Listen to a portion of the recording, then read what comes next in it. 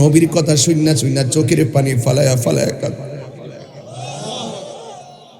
আমার তো মনে হয় এই চোখের পানিগুলা যা ছল ছল ছল ছল করতেছে, ভিতরটা কাঁদতেছে। দেখছেন নি একটু আগে কেমনে হাসাহাসি করলো, এখন মানুষগুলা কেন হারায় গেল? নবীর কথা শুনলে সুন্নিদের বড় শান্তি লাগে। হ্যাঁ আমার বন্ধু, একটা মানুষও কথা কয় না। কোথায় গেল তাদের আলোচনা? কোথায় গেল তাদের ধাক্কা ধাক্কি? এই যুবকগুলা তো সাধারণ না, এরা তো এখন মোবাইল চালানোর সময়, এরা তো আড্ডা মারার সময়, এরা তো কথা বলার সময়। আল্লাহ